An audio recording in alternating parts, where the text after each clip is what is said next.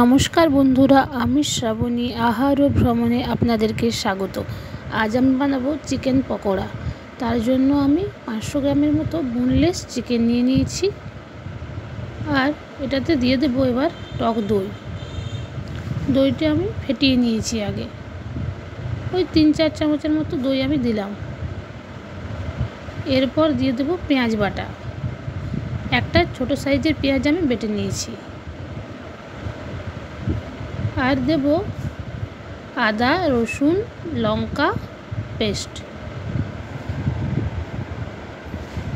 2টো কাঁচা লঙ্কা, 1 টুকরো আদা আর রসুন আমি পেস্ট করে নিয়েছিলাম। এবার দিয়ে দেব হলুদ নুন আর 2 চামচের মতো দেবো এবার কাশ্মীরি লঙ্কার গুঁড়ো।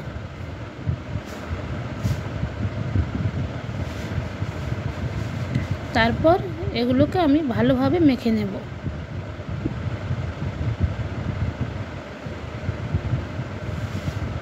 খুব ভালোভাবে ম্যারিনেট করে আমি এটাকে রেখে দেব 1 ঘন্টার জন্য রেস্টে। আপনারা মাখার পর যত বেশি সময় রাখবেন পকোড়া কিন্তু ততটাই নরম হবে।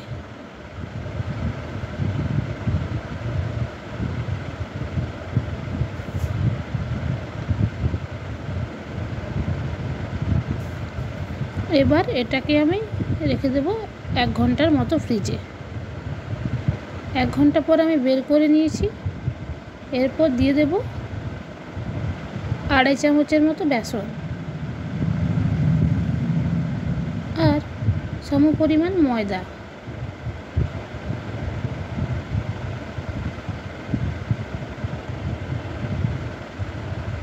এবার এগুলোকে ভালোভাবে মেখে নেব।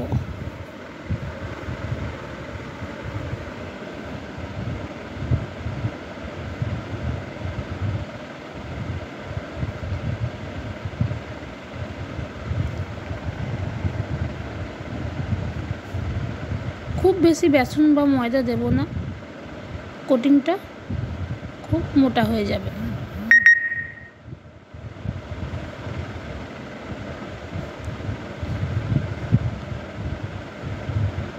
ভালোভাবে আমি মিক্স করে নিলাম।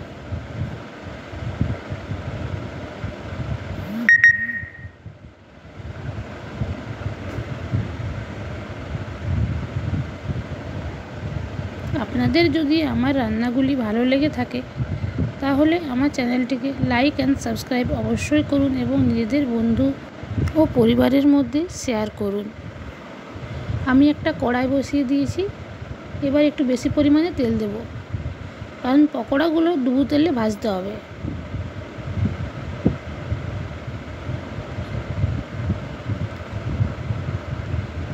তেল গরম হয়ে গেলে এরপর একে একে আমি দিয়ে দেব। আমি যখন দেব আঁচ কিন্তু আমি হাই রাখব, কারণ কম আঁচে দিলে পকোড়ার কোটিংগুলো খুলে যাবে।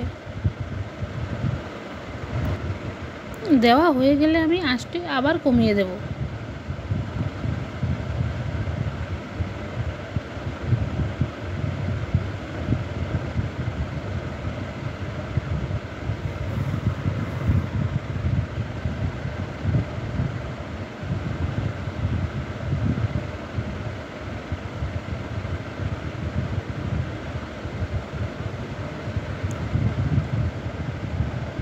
দেখুন কি সুন্দর হয়েছে, একটা কোটিংও গা থেকে খুলে যায়নি। আমি এখন তুলে রাখবো পকোড়াগুলিকে, এখন পুরোপুরি ভাজবো না। 70% মতো ভাজা হয়ে গেছে। এবার আমি তুলে নিলাম।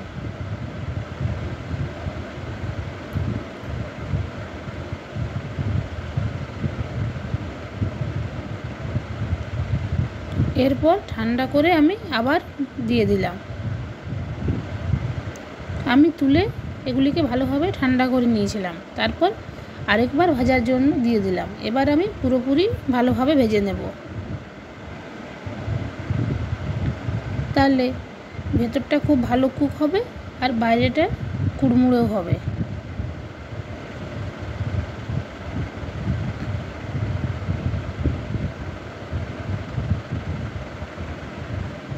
এরপর আমি তুলে নেব। দেখুন কি সুন্দর হয়ে গেছে। এবার তুলে আমি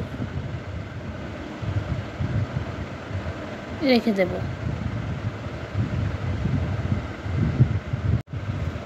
এরপর প্লেটে আমি সাজিয়ে নিয়েছি।